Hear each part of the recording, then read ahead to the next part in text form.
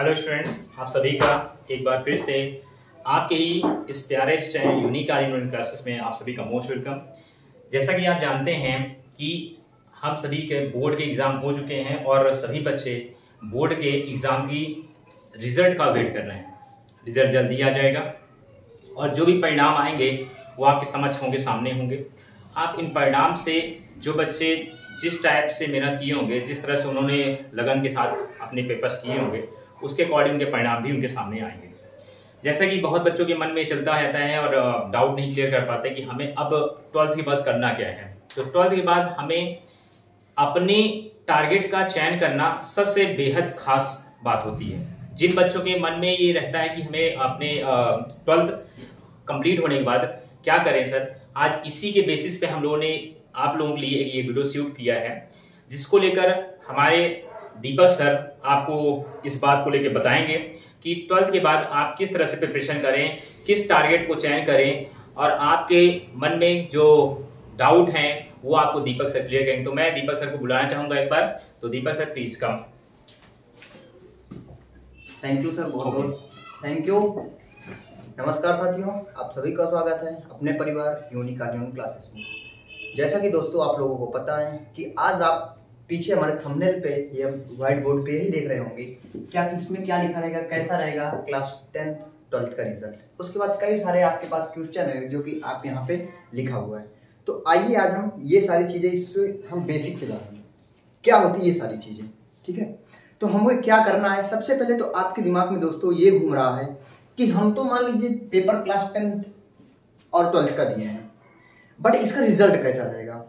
दोस्तों मैं आपको ये बता दूं कि इसका रिजल्ट इनकी बार का रिजल्ट सबसे अच्छे इनके बार रिजल्ट, इसका परिणाम जो घोषित होगा वो बहुत ही अच्छा है।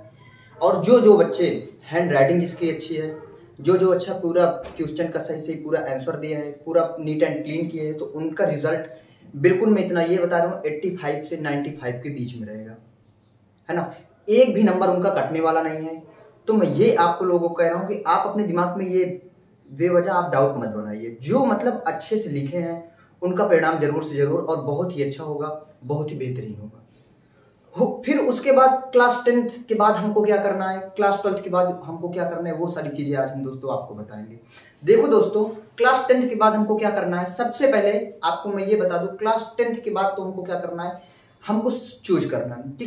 क्लास 9 10th में जैसे हमको दाल चावल के साथ सलाद खाना या अचार खाना अच्छा लगता है, वैसे हमको क्लास 9 10th में हमको होम साइंस तो लड़कियां लेती हैं, बट हमको मैथ लेना जरूरी रहता है। लेकिन कुछ बच्चों की मैथ वीक रहती है ना, तो वो क्या करें क्लास 11th और 12th में। अगर बेटा आप लोगों की मैथ कमजोर है तो हम आपको यही सजेस्ट करेंगे कि आप 11th में, या तो अगर आपकी कॉमर्स अच्छी है तो कॉमर्स लें, या अगर आपकी साइंस अच्छी है और आपका ड्रीम डॉक्टरी पे है, नीट पे है, तो ये सारी चीज आप साइंस ले सकते हैं। अगर आपको आपकी मैथ खूब अच्छी है तो आप क्या करेंगे बेटा, आपको मैथ ले लेना है ना। और मैं तो फिलहाल मैथ ही से रहा हूं, तो और जेईई वाले बच्चे यही करेंगे, आपको पीसीएम तो जरूरी है, फिजिक्स केमिस्ट्री मैथ, साथ में इंग्लिश एंड हिंदी तो आपका जरूर रहेगा यूपी बोर्ड के लिए खास। तो आइए दोस्तों हम चर्चा करते हैं। सबसे पहला हमारा क्वेश्चन क्या रहेगा दोस्तों, कैसा रहेगा क्लास 10th एंड 12th का परिणाम। मैंने आपको फिर से बता दिया कि इनकी बार का जो परिणाम है वो हर बार से बेहतर रहने वाला है, बहुत ही बेहतर रहेगा इनकी बार का परिणाम। और जैसा कि हमारे यहाँ मेरी ऑफलाइन कोचिंग भी चलती है, दिव्य कीर्ति कोचिंग क्लासेस, जो बच्चे फिर प्रयागराज से मेरा वीडियो देख रहे हैं वो एक बार कभी भी आ भी सकते हैं, है ना।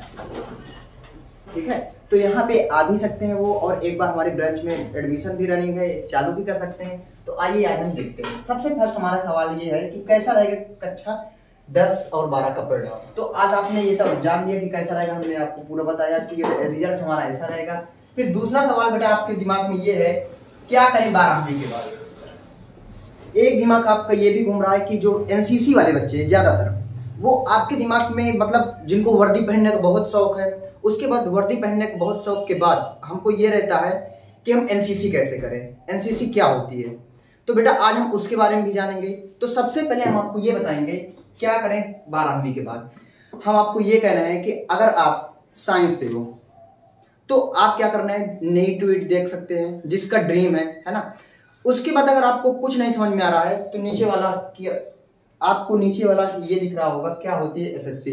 बेटा सबसे पहले हम ये कहते हैं कि अगर क्लास 12 बच्चा पास आउट हुआ तो वो डायरेक्ट कहाँ जाता है, या कहीं भी अपने पास के शहरों पे जाता है तो क्या करता है, डायरेक्ट एसएससी। एसएससी के अलावा कुछ भी नहीं कर सकता, और मैं भी वही ही किया हूँ। मतलब क्लास 12 के बाद आया हूँ तो एसएससी सबसे पहले किया हूँ। ड्रीम चाहे कुछ भी हो, उसके बाद चाहे रास्ता कुछ भी हो जाए, 1 साल तो हमने भाई फिक्स है कि एसएससी हमको करना है ना। तो हम ये कह रहे हैं कि एसएससी सबसे पहले जानते हैं क्या होती है एसएससी। बेटा क्या होती है एसएससी, हम दूसरा सवाल हमारा ये है कि क्या होती है एसएससी। एसएससी का मतलब होता है बेटा स्टाफ सिलेक्शन कमीशन, है ना। तो ये एसएससी के थ्रू बेटा कई सारी नौकरियां रहती हैं, बहुत सारी ढेर सारी नौकरियां हैं। एसएससी के थ्रू आप कहां कहां से पहुंच सकते हैं। एसएससी के थ्रू एनएसजी बनते हैं, एसपीजी बनते हैं, सीआरपीएफ, सीआईएसएफ, बीएसएफ, ये सारी चीजें एसएससी के थ्रू जाती हैं।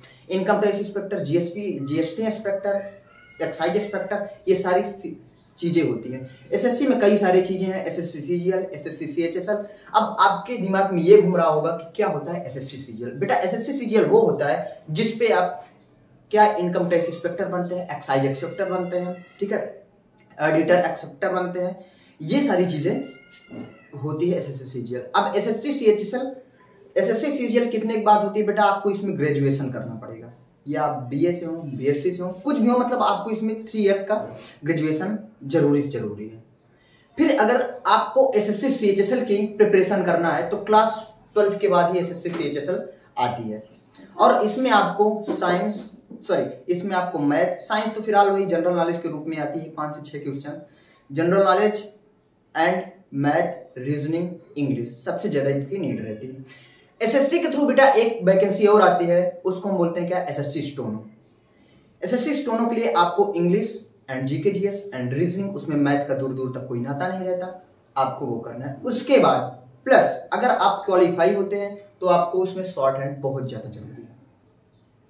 फिर अगर एसएससी एमटीएस की बात करें, मल्टीटास्किंग सर्विस, ये बेटा एमटीएस ये होती है कि आपको ये भी क्लास 12 के बाद ही मिलेगी। तो जो बच्चे जिनकी एज 18 है, अगर वो पास आउट करके आ रहे हैं तो बेटा अगर एसएससी आपको करना है तो ये सारी जो क्लास 12 के बाद है उसको आप फटाफट ले लीजिए। फिर अगर तीसरा क्वेश्चन हमारा होता है क्या होता है एनसीसी, मैंने आपको बताया एनसीसी बेटा हम क्लास 10 की बात करते हैं एंड क्लास 12 के बाद भी करते हैं, बट ज्यादातर बच्चे क्या होते हैं वो एनसीसी क्लास 10 के बाद ही ज्यादातर करते हैं, है ना। तो एनसीसी वाले भी बच्चे, इनको आगे इन फ्यूचर में इनको कुछ छूट भी दी जाती है ना। और तीसरा क्वेश्चन है साइंस वाले क्या करें। बेटा साइंस वाले ये करें, हमने आपको बताया कि जो साइंस वाले बच्चे हैं, बायो वाले हैं, वो सबसे पहले अगर जो बायो लेता है तो उसका ड्रीम यही रहता है कि मैं क्या हूं, एक बड़ा डॉक्टर हूं। सबसे ज्यादा उसका यही ड्रीम है कि मैं क्या हूं, एक बहुत बड़ा डॉक्टर बनूं। तो क्लास 12 के बाद हमारी प्रिपरेशन उसमें किस में जाती है, नीट में। ज्यादातर बच्चे किस में जाते हैं, नीट में। अगर मैथ वाले हैं, सीबीएसई से, आईसीएसई हैं, तो ज्यादा उनकी थिंक यही होती है, उनका ड्रीम यही होता है कि मैं जेई करूं, जेई फोड़ूं, नीट फोड़ूं। और अधिकतर बच्चे अगर साइंस वाले हैं तो जेई नीट फोड़ते भी हैं। और आर्ट वाले बच्चों की बात करें तो आर्ट वाले बच्चों क्या कर सकते हैं, आर्ट वाले बच्चे जहां तक होती है तो उनकी जनरल नॉलेज अच्छी होती है, यूपीएससी की तरफ बहुत बच्चे भागते हैं। यूपीएससी बेटा इतनी आसान नहीं है ना। अगर यूपीएससी 1 साल 2 साल में निकलती तो जितने भी गली में हर आवारे कुत्ते जैसे लड़के टहल रहे हैं आज वो सब यूपीएससी क्लियर कर लेते। तो जिनकी अच्छी प्रिपरेशन है यूपीएससी की तैयारी भी कर सकते हैं, मैं ये आपको सजेस्ट करता हूं। बट आप प्लीज टाइम मत गवाइएगा। अगर आपका पढ़ने में मन लग रहा है तो आप अच्छी तरीके से पढ़िए।